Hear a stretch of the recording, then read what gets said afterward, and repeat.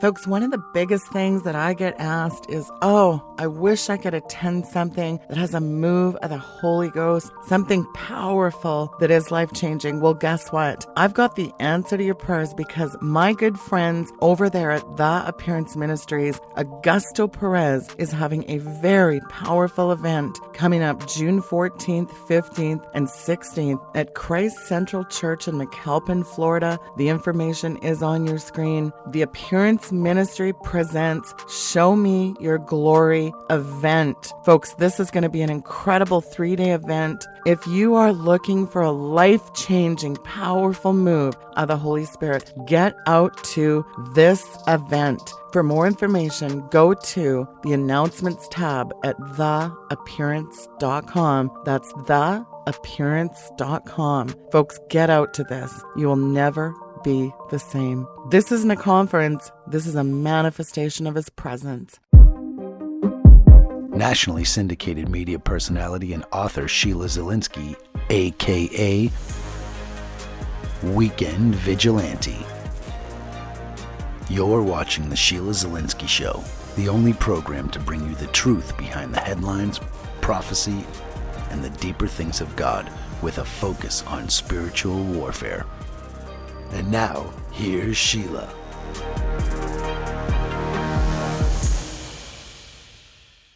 Never before in history have we seen such an urgent need for spiritual warfare. Are you desiring a powerful and successful prayer life with other like-minded prayer warriors? That's what we've put together in SWAT Prayer. SWAT Prayer allows you to join like-minded prayer warriors across the West and worldwide. So you simply go to swatprayer.com. You type in either your city or your state. You hit enter. You see the SWAT Prayer icon that comes up on the screen. You click on that icon. That is your state leader. Simply connect with them, and they will put you in touch with prayer groups in your state.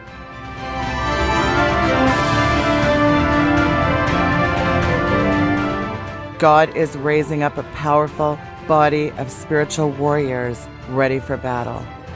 Spiritual warfare attack teams that are storming the gates.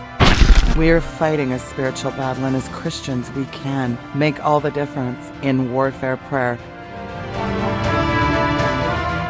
As Christians, we are given the power and authority. It's our responsibility to use the tactical weapons that God provided to storm the gates. Never before in history has warfare prayer been so urgently needed. As Christians, we can make a difference. Go to swatprayer.com today.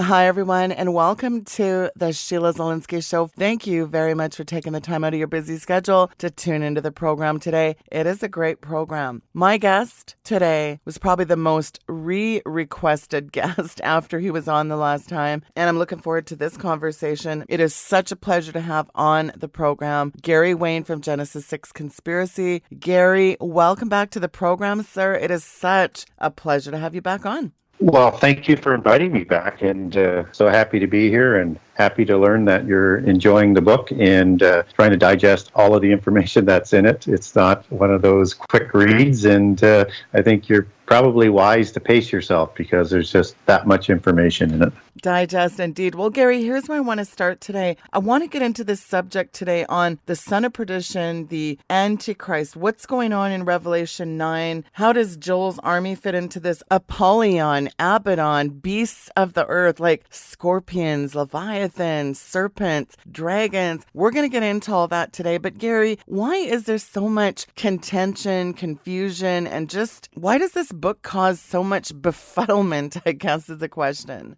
I think it's because we make it too complicated, and there's all sorts of different ways to approach prophecy. I have a pretty simple approach. And when I allow that approach to work for me, what it does is it just sifts things through and makes it quite simple. So probably because we're going to talk about some controversial things, and there's many disagreements in terms of how to read and understand Revelation, particularly Revelation 9, which has just thousands and thousands of different theories to it, is my first approach is to read the Bible literally. And anything that's in the Bible is defined within the Bible. And so we need to just have faith and rely on that this is not something created by the secret societies where you have to go through the mysteries and the 33 different levels and higher even still to understand all the meanings below the surface. You can take it back to Hebrew and Greek if you like, and that's as far as you really need to go. It's a literal book that is, in my opinion, written in a linear manner, and it just keeps things sorted.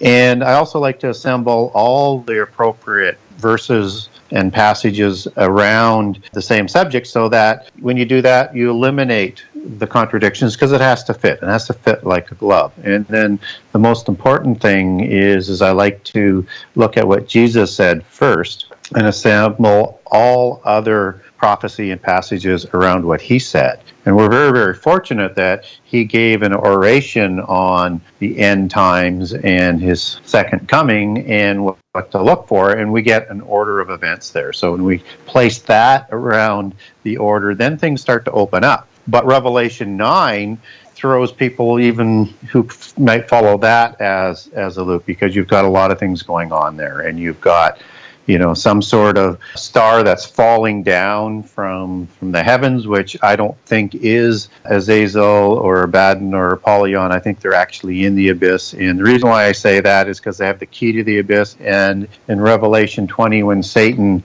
is going to be locked into the abyss, there's another angel who comes down and has the key to the abyss to lock Satan in there. So I think it's probably the same angel, because the Bible is very consistent in that sort of approach. And I don't think you give the key to the abyss to the bad guys. I just don't think you do that. I think you let them out when you want to let them out, so to speak. So you have all of this going on, and then what comes out of the abyss is absolutely extraordinary. And I think Revelation 9 has tentacles that go forwards and backwards into prophecy. Not that the order changes, it's just that it connects into so many different things of what I would call the supernatural nature of the Bible.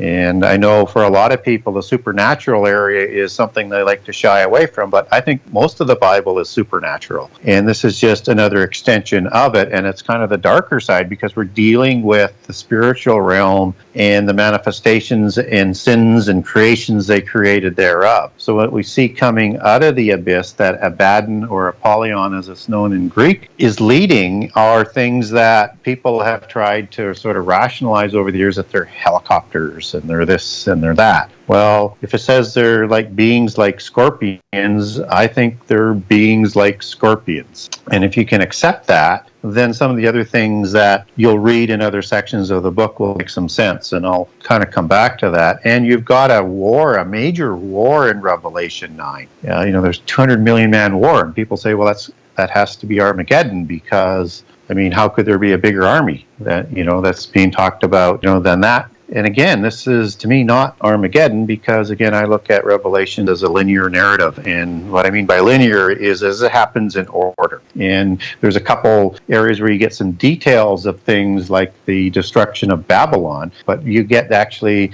the marking of the destruction of Babylon in the time of the trumpets. You just have the destruction of it in chapters 17 and 18 that follow a little bit later, but it tells you when the destruction is. So just as sort of a preamble to what we're going to be looking at, that's my approach. So if there's any questions on that you might have, in Sheila, or any comments that you might in terms of that approach, that's my approach. Right. And I think that's good advice. Well, listen, Gary, I'm just going to throw you the mic and you take this topic wherever you want to go, and you shoot it back to me when you're ready, sir. Sure. I think that's probably a good way to go. And I'm probably going to be bouncing back and forth because I know these things have a lot of tentacles. So let's just deal, first of all, with the fact that whatever Abaddon and Apollyon are leading, what we do know when we're looking at the Genesis 6 verses with the creation of the Nephilim, and that that the demons are the bodiless spirits for the Nephilim. And if anybody ever wants a Word document on the case for demons or the case for the sons of God being angels and another one for not being the sons of Seth, I have all of that. Just ask for what you want by name so I know what to send you if you have an interest in that. And so we have in the abyss, as we're told in Jude and 1 Peter, is that you have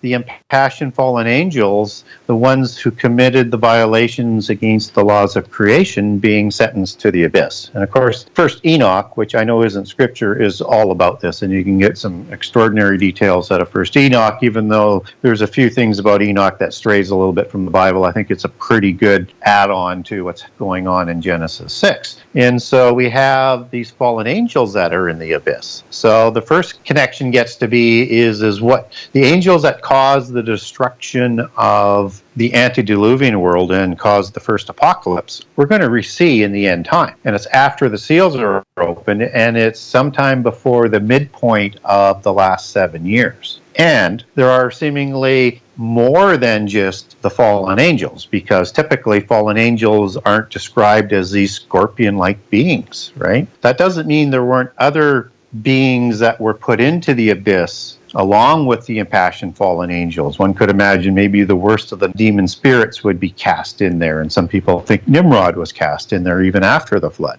Again, a possibility, we don't know. But I think we need to look at these beings as literal, and we do get some corroboration to these types of beings that seem to fit very well with what Revelation is talking about in Revelation 9 from outside the Bible. And the two sources that I found very enlightening, and even though you see the scorpion gods all around the earth, whether or not it's in Egypt or it's in Central America with the Quiché Maya and the Aztec, or it's in India, or it's in Sumeria, where I'm going to give a couple references to, they're talking about a very similar type of being, or a created lower god by the fallen angels, however you want to interpret how polytheism looks at things. And that is in the Epic of Gilgamesh, which again has giants and the flood story, and also a second incursion with Gilgamesh and Enkidu being created after the flood, and they're 2/3 God, 1/3 human, so they're clearly Nephilim, and a story about Utnapishtim or Isaiah Zudra, depending which translation you're using, and a survival of giants on an ark and a flood story. When we look at the Epic of Gilgamesh and the Enuma Elish, we get two types of beings as they're known as in Sumeria, and they were known as the Akrab Buamalu and the Gerda Balu. What's interesting is when you take scorpion in Hebrew as opposed to Greek back to its Hebrew form, that's H6137, which is Akrab, which is the prefix to their Akrab Buamalu, as it's transliterated into English. And here's what they look like. They were described to be beings with the head and the torso and the arms of a man and the body of a scorpion. They had avian or bird legs and feet and wings, and they launched powerful destructive weaponry depicted as some form of arrows from bows as stinging their prey, and also stinging their prey from a venomous tail. And there are all sorts of reliefs and pictures in ancient civilizations that show this. And again, I have a Word document and pictures of all of these beings in a Word document or on a Facebook commentary if people want to get a hold of me after the show to email it to them or link them to it. These scorpion gods are also the source to the scorpion kings in mythology that you see some of the movies out there about. Folks, stay tuned. We'll be right back after these messages.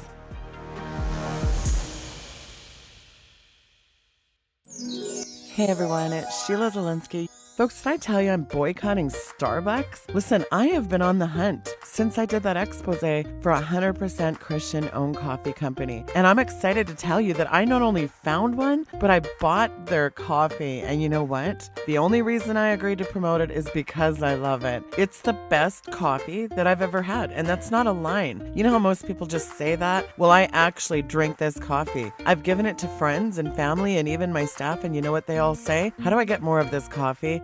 And guess what? For Sheila's listeners, you take 10% off your purchases. You can't get any better than that. Folks, it's that good. And here's the kicker. When you buy bestdayevercoffee.com, you support other like-minded Christian businesses as we march toward the mark of the beast. Hey, shouldn't we be supporting our brothers and sisters in Christ? And why buy from big box stores? Their coffee is stale. Listen, you wouldn't eat stale popcorn. Why drink stale coffee? And check out the flavors. Try a whole bunch of different kinds and discover your favorite. Listen, go to bestdayevercoffee.com now and use code Sheila at checkout. Drink fresh.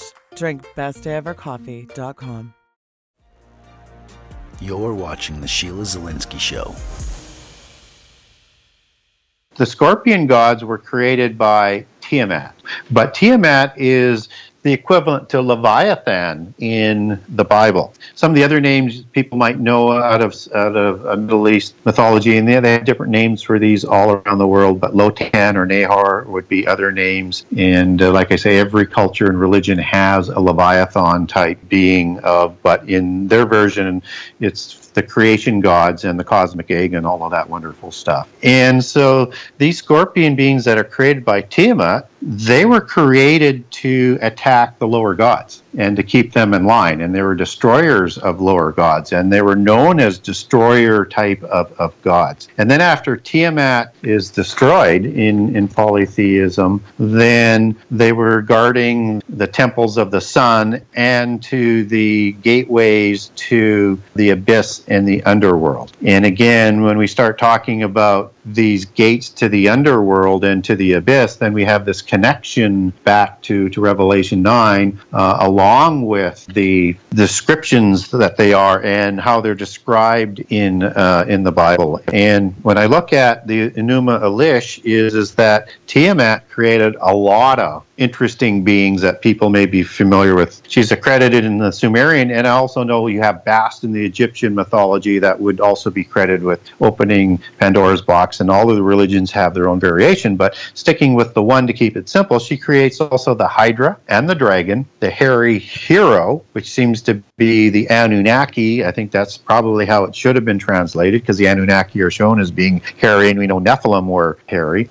The great demon, which whatever the great demon is, the savage dog, and the scorpion man, which we're talking about, and the fish man and the bull man. They were carriers of fantastic weapons into war. And I think this is part of what also is being described, and that these destroyer beings were all locked away into the abyss. And I think if we look at what we're seeing in Revelation 9, that starts to make some sense. And so when we look at that, then we look at what Revelation 9 is talking about. There's like a couple of parts to Revelation 9. Not only do these beings come out, but we also have similar type of beings, but slightly different descriptions for these scorpion type beings later on in Revelation 9, when it starts talking about this war of 200 million people, and we're going to lose a third of the population of the earth, a third of everything, because of this war. And again, I think there's more going on than what first meets the eye, because they're slightly different. But if we now match that up with Joel 1 and 2, we get a very similar type of creature and being described in Joel 1 and 2 in this great war. And I think this 200 million man war is the same war in Joel 1 and 2 as in Revelation 9, because it matches up perfectly. And then when you move into Joel 3 and 4, you have the Armageddon that comes later. And again, I know that this is a little bit counterintuitive in terms of how some people might look at it, but if you buy into the fact that these beings are going to lead these armies and entice people to war, and that they are the destroyers of the earth, that's what they were created to do by the fallen angels, and to also attack rival angels or gods, then this starts to make some sense. And then if we look at Ezekiel 37, 38, and 39 with the Gog War, Gog and Magog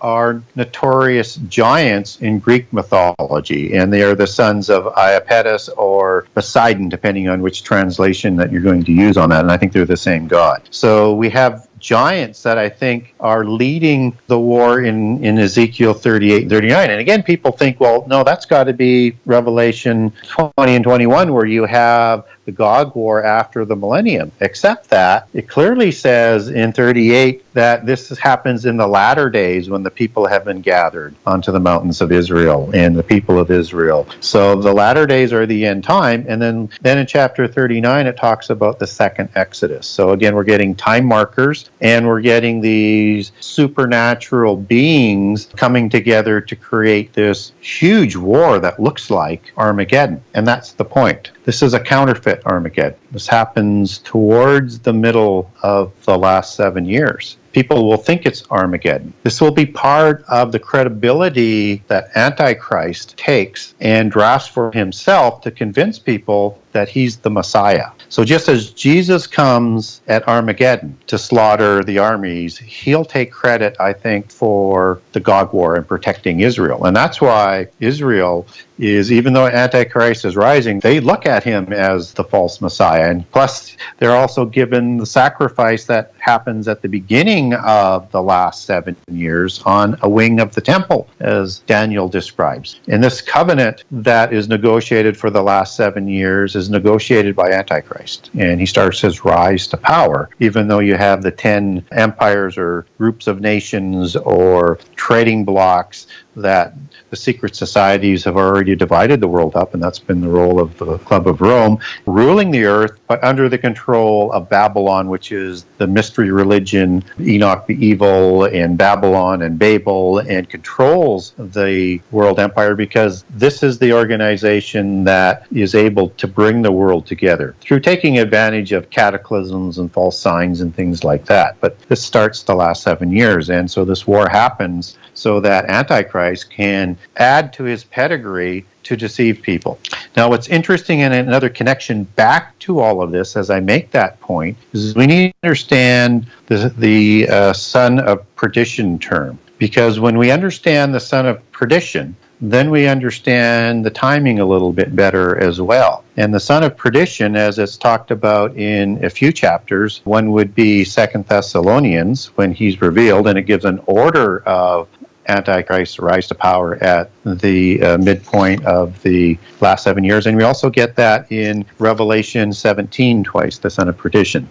And so we need to understand what that means. We know it means Antichrist, but it means more as we get into the context. And then there's one other place where we have, which is going to be very important in understanding what happens. As an example, we have son of perdition mentioned in John 13 when it comes to Judas. And also in John 13:27, we have Satan who enters Judas to betray Jesus. So Antichrist is a denier of Jesus, just as Judas is denying that Jesus is the Christ. And he's avatared as opposed to possessed by Satan. And so we have an example of a son of perdition being used that is going to be important to understand what happens to Antichrist. Antichrist, he receives a mortal head wound in Revelation 13.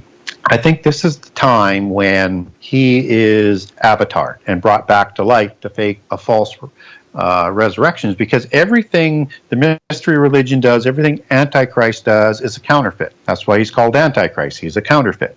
That's why false prophets, they counterfeit everything about God and try and deceive people that way. So when we understand now that Antichrist is likely going to be avatared as Judas was, then we read in Revelation 17, where it's talking about the son of perdition, that Antichrist is described as the one who once was, now is not, and will come again, and comes up out of the abyss. So it seems that there's going to be an individual that's in the abyss who's going to either possess, if it's a demon, or avatar. So then when we look at the word perdition, because Antichrist is called the son of perdition, that goes back to apolia in Greek, Apolia. And that name is very, very close to Apollo and or Apollyon, as Abaddon is the Hebrew version of the name and Apollyon is the Greek name. So then if we look at where G684 perdition apolia is rooted in, it is rooted in G622, which is a very, very similar transliterated name into English again as apollomi. That means to destroy. just as Abaddon and Apollyon are the destroyer in Revelation 9, and just as the destruction of Babylon in Jeremiah is destroyed by the spoiler and the destroyer, which all link back to Abaddon as you take that back. And I have a Word document on that as well, if people want that. And so then when we look at, okay, well, 622 and 684, 622 is part of a whole series of very similar words, and we find that 622 is now rooted in 623 and 625. 623 is Apollon, which is also pronounced and considered as Apollyon. Apollon, so the Y would be sort of silent as you would transliterate that, but there's a Y in it as we take that into English, which is destroyer, and the angel of the bottomless pit. And 625, which is Apollo. And so you have Apollo and Apollyon, which are known as the same god in Greek mythology and religion, as being who the son of perdition is. And so when we talked about Antichrist being avatared by somebody who comes up out of the abyss, who once was and now is not, but will be again, comes up out of the abyss, and that we understand Antichrist had a fatal head wound, I think the timing is, and this is before the midpoint of the last 7 years, but getting very, very close, all of this happened. So the timing of Antichrist being possessed and literally being the son of Apollyon, or Abaddon out of the abyss, I think now all comes together that this is the rise of Antichrist to true Antichrist. Folks, stay tuned. We'll be right back after these messages. Do you want a more powerful and successful prayer life? Would you like to see results? God intended you to have victory. So then why does it seem like your prayers seem to go unanswered? Could it be that a key element of praying powerfully is being left out altogether? Discover the one thing the enemy does not want you to know that can make all the difference. This is a practical and easy to use, powerful book where we lay out a powerful blueprint for real results. You can step into that powerful place of authority and begin to experience the outcome that you've been waiting for. No matter what is going on in your life, you have the power to change things through prayer. And do you know prayer is different than warfare? It is time to step out now in power and achieve results. Get your copy of Power Prayers today. It's warfare that works.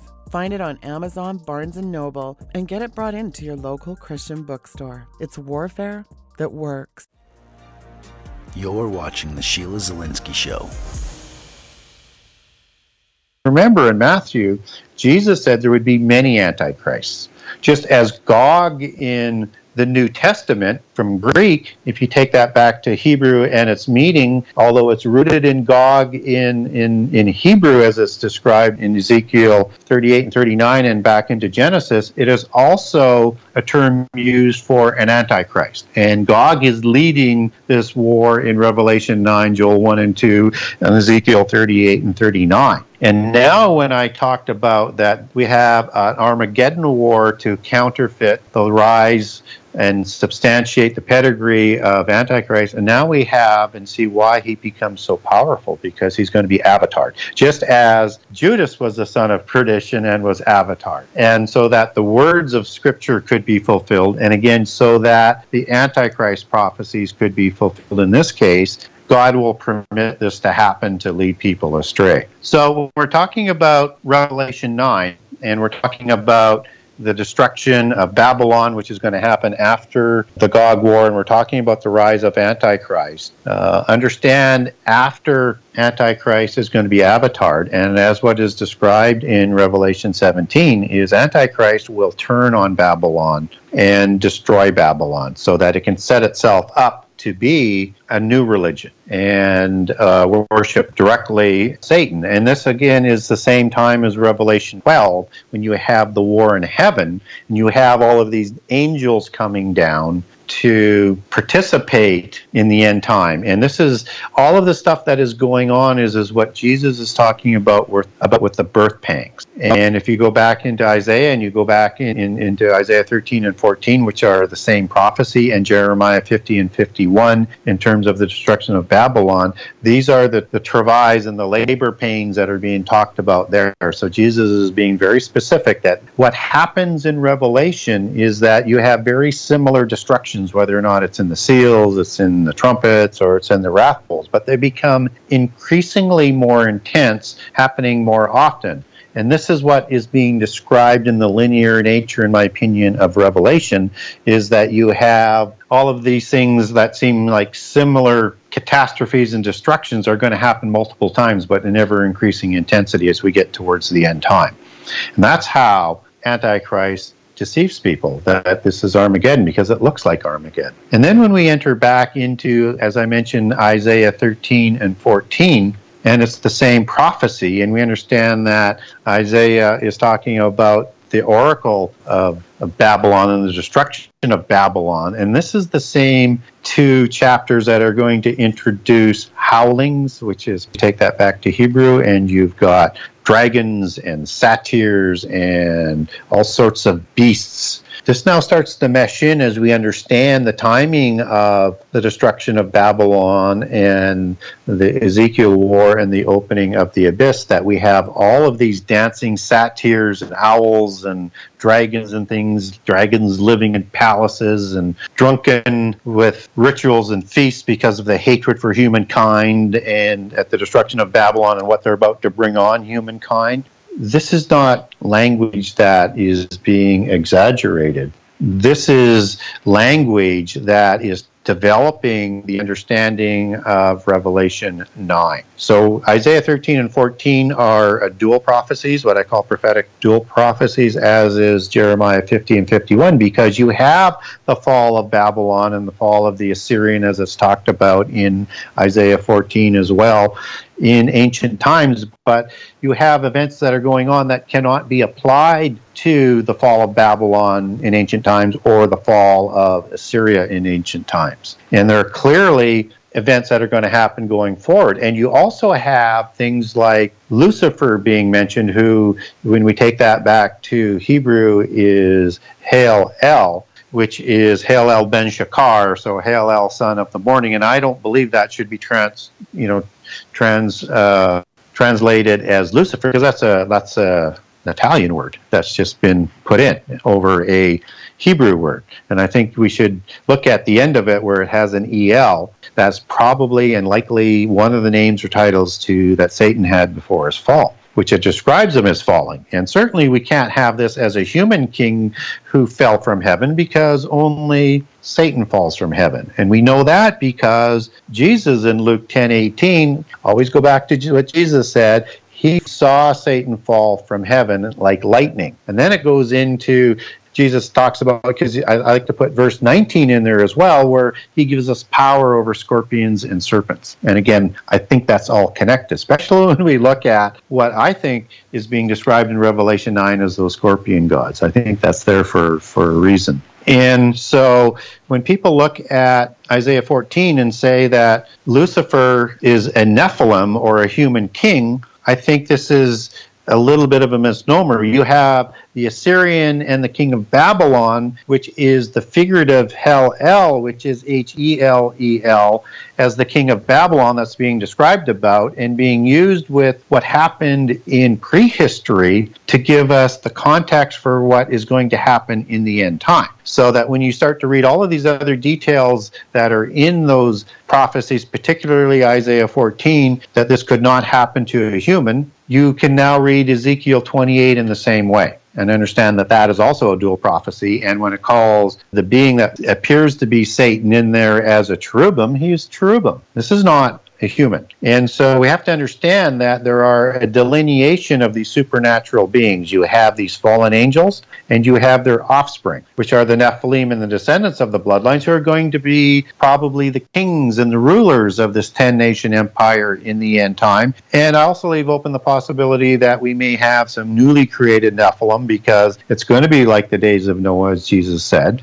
But we don't have to have that. We can just have the descendants, as as they hold the leadership in the royal bloodlines that I write extensively about in my book as being the kings of the 10-nation empire that encompasses the whole world. And that the human aspect here is that you have Hel, or the king of Babylon, or the Assyrian, which also links back to the destroyer, and I've got a handout on that if people want that, is being talked about as these descendants. And when Isaiah 14 later on, I think it's in verse 29 or 30, it talks about the serpent's root. Out of the serpent's root comes forth a cockatrice, which is another form of snake, viper, or adder, and its fruit will be a flying serpent. And again, as you read this as being also an end-time prophecy, and it is a prophecy, it clearly says it's a prophecy in Isaiah, then we understand that the serpent root probably comes from the seraphim angels, which we know Satan is also a dragon and a serpent, which is a fiery seraphim angel. So he's probably both in his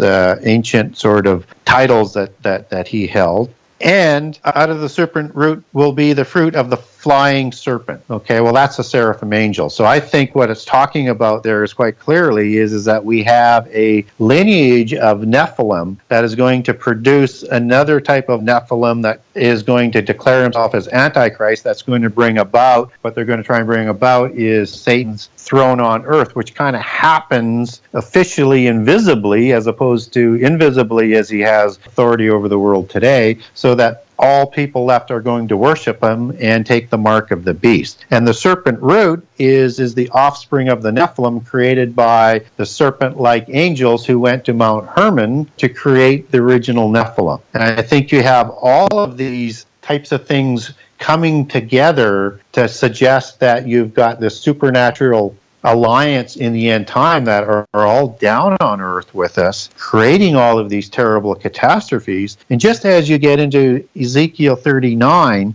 you have an odd word called passengers in the King James Version and travelers in some of the other English translations. And they're passing through where Gog is buried after the Gog War is over. And that goes back to H5674, a word called abar, which means crossing over and to overcome and to bring over. And what's important about that, this is the slaughter of the fatlings of Bashan. And of course, Bashan is used significantly in the Old Testament for these beasts that are roaring at Jesus in the Psalms while he's on the cross. And so when you understand that there's something more going on here with the passengers and the fatlings of Bashan, we understand now that this is thought to be connected to the Rephaim, or the spirits of the dead Nephilim, as it's translated through from one of its versions in Hebrew.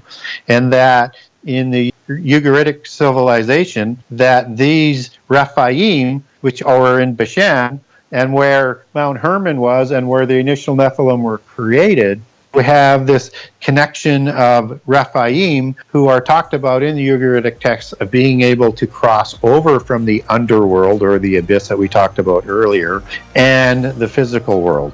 Folks, stay tuned. We'll be right back after these messages.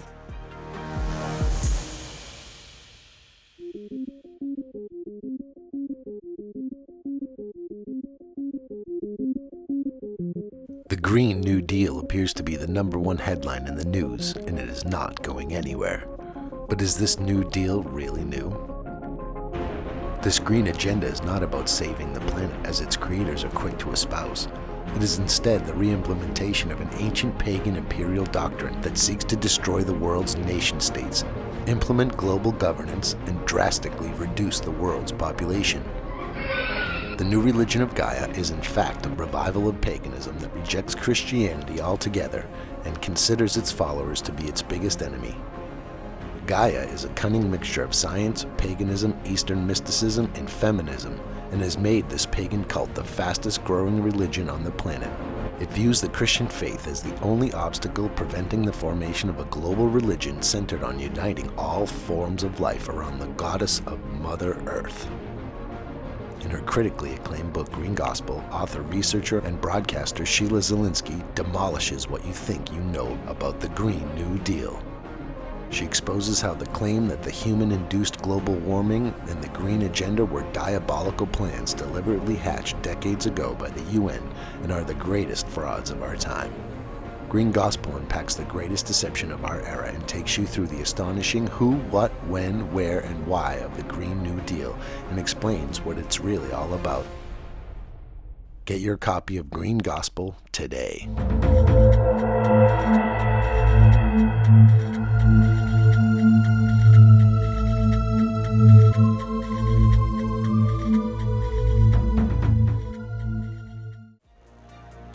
You're watching The Sheila Zilinsky Show.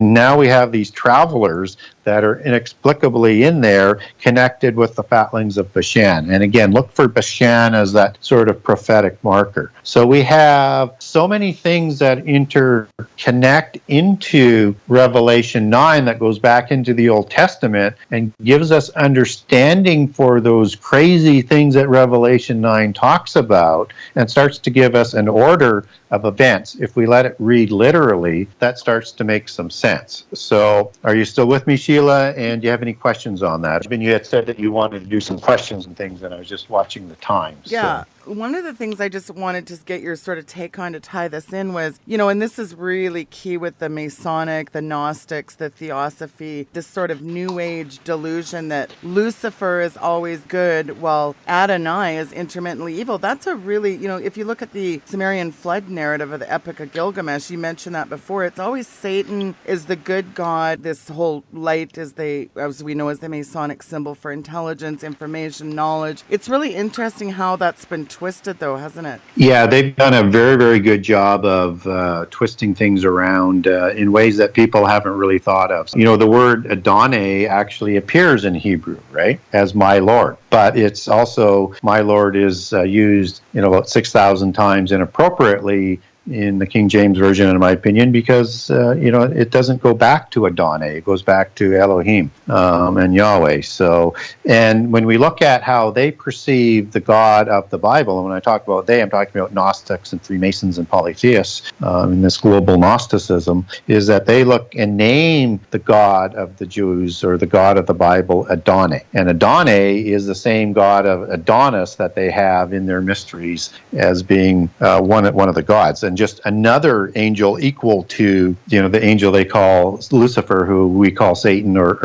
and I also like to call Hell. And so they've turned it inside out and upside down. So what's going to be portrayed to the people is that we need to stand up and fight for our freedom in the end time, just like they do in Star Wars, the rebels. They stand up against the evil empire, which they describe in all their literature that the God of the Bible is. And so Adonai, when they say is intermittently evil, they're talking about the flood, putting down the angelic rebellion. They talk about Sodom and Gomorrah. They talk about slaughtering all of the people in the Exodus, which were essentially all Nephilim and hybrid Nephilim that had possessed the promised land and laid there in ambush. And so what they're going to present to the people is that there is this duality, that there's this equality between good versus evil.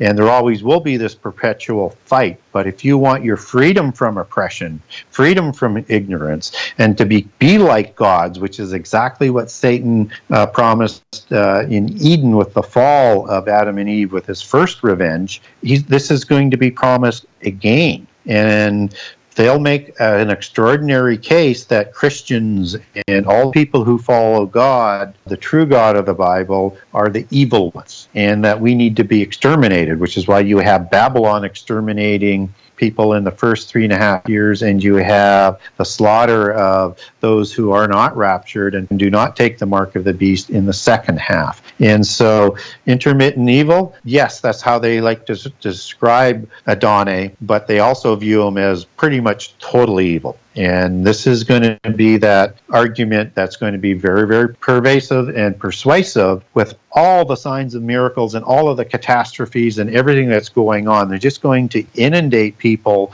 so that they can't think properly, so that they can get them to take the mark and rebel against God in the end time. Well, and is it interesting to you, like you've obviously talked a lot about the beast and the dragon, is it interesting to you that the antediluvian dragon serpent was kind of this majestic majestic animal of kingship before Eden. It's believed that the serpent of Genesis and the dragon in Babylonian mythology were one and the same. And it's really interesting if you look up drakon being the Greek word for dragon meaning serpent. There's just some really interesting parallels. Do you find that as well? Oh, there are more than parallels. I mean, they are talking about the same thing. And drakon also is translated as watcher out of Greek. So not only a dragon, but also a watcher. So, and this goes back to that fiery seraphim angel, which were watchers were an order of the seraphim, and these are the ones who go to Mount Hermon, and they had, the face of a viper, and with wings they become this angelic dragon. Just as you have the Nakash in Eden, and I think he's avatared by Satan, as opposed to Satan actually deceiving Adam and Eve, or Eve and then Adam, actually avatars them, because Satan isn't the one who loses his arms and legs and everything like that and has to crawl on the ground. This is clearly an animal. This was an intelligent serpent being that was considered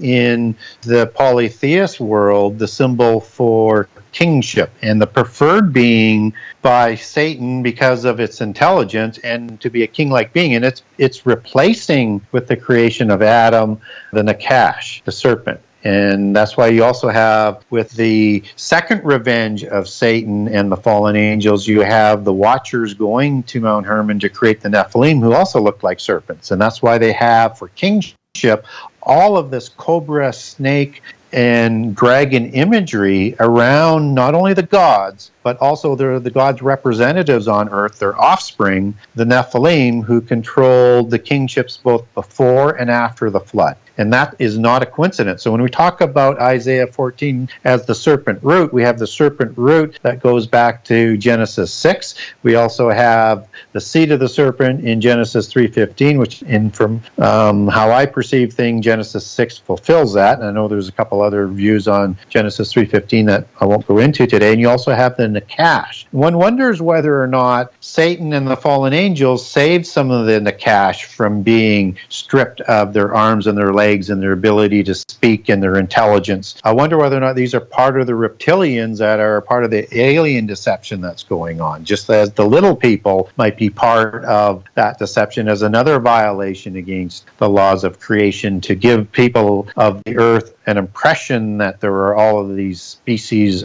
around the earth. So we have reptilian angels, we have reptilian beings, and we have reptilian offspring of the angels as part of that serpent's root. And I think that imagery is something that we have to take into account every time we're looking at the spiritual war that plays itself out with human through our limited time before the end time that is taking place. And I would also say that, the Nakash in Eden, there's nothing to say that there weren't Nakash that had wings, so that you would have an actual animal dragon-like being that was before the fall of Adam and Eve and the Nakash being punished. So when we look at these words that are used in the Bible, and when we verify them through Hebrew and or Greek, and we find that these words were put there for a reason, to prepare us and understand the spiritual battle that we have, and for the end time, to try and not be deceived, to sift through what's going to happen. Because if we don't understand what happened in prehistory, if we don't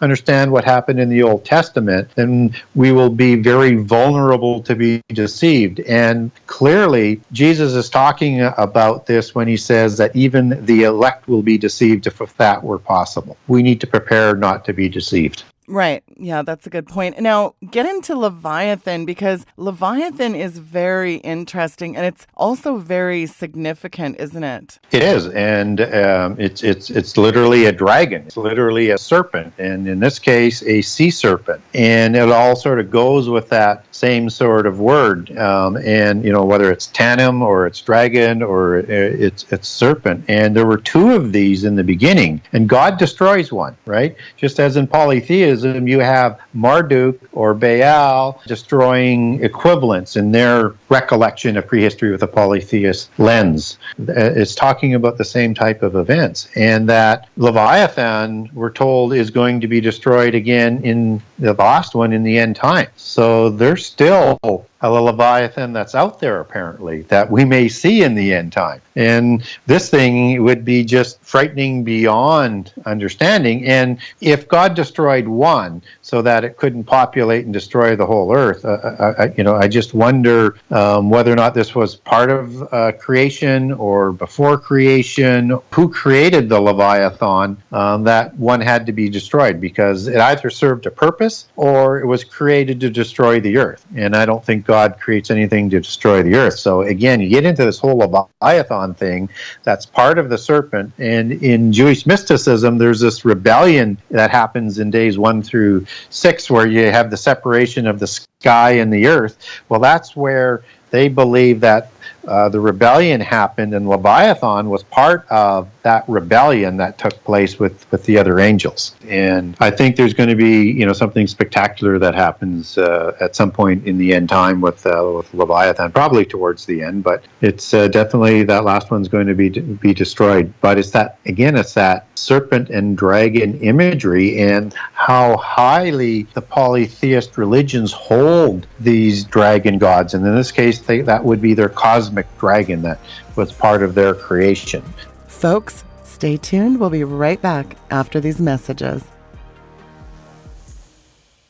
Listen, there are just too many reasons to list why you need to become one of my patrons today. Not only do you get exclusive content, you get access to private Q&As with Sheila and friends, commercial-free content, and so much more when you become a patron member. But you know what a better reason to become a member of Patron is? Because you're supporting this broadcast and its efforts to spread the good news of the gospel of Jesus Christ. When you partner with me, you become a part of God advancing his kingdom and in the end time harvest of souls. That right there is the best reason to get behind this ministry and become one of my patrons. Let me be your voice in this epic end time battle. Become a patron today.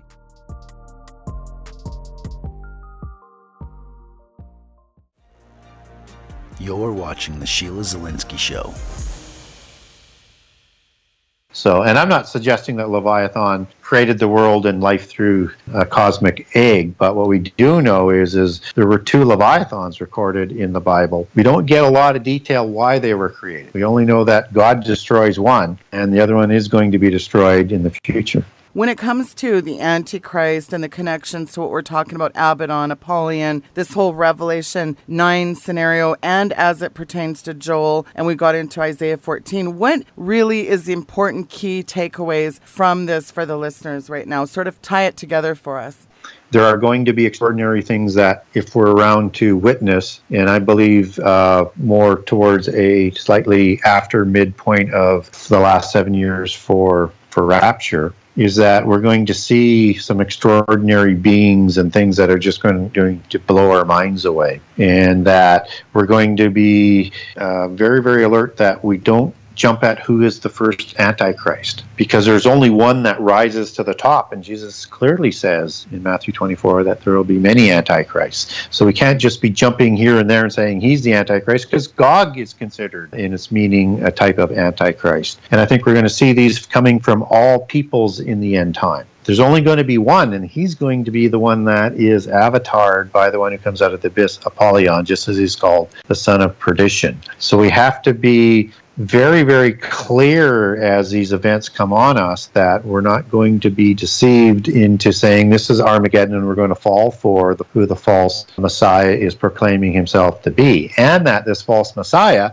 is going to present a pedigree of royal bloodlines that goes back as the serpent's root. He's going to connect himself back to all the famous people of the Bible like King Saul and King David and Jesus, and he's going to connect himself to the main bloodlines of the Nephilim through all of the intermarriages, and that they're going to have this genealogy that they're going to present, and it's going to be very, very persuasive. So I think those are the key points, is the Bible is literal. These extraordinary events are going to take place.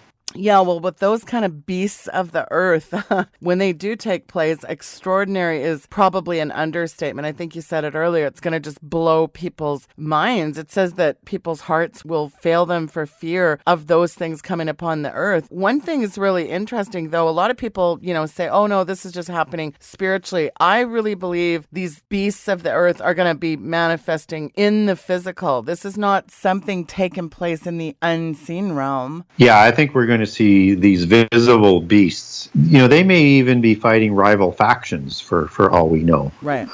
But this is going to happen on a global basis, and we're going to have. This is not the first 3.5 years. Isn't going to be a time of peace, even though they're going to proclaim it. But that's what Antichrist will proclaim as he comes in after the Revelation 9 war, that he's bringing in peace. So he'll be declared as peace then, and then all heck breaks loose again. Not there too long thereafter. And so there's going to be many wars, and I think these beings are going to be leading them from all around the earth. And just as there's going to be many antichrists that are going to be part of leading these armies fighting for power. I mean, you look at whether or not it's Lord Maitreya that comes out of Eastern Buddhism and Hinduism, or the Mahdi or the Shia. We will see these bloodlines presenting their own antichrists because they all have similar sort of end-time prophecies. Well, and of course, a third of the population, that's not something you're going to miss, is it? There's a real slaughtering of a lot of, we're talking billions of people. Yeah, and that's after 25%. 25%, then 33%.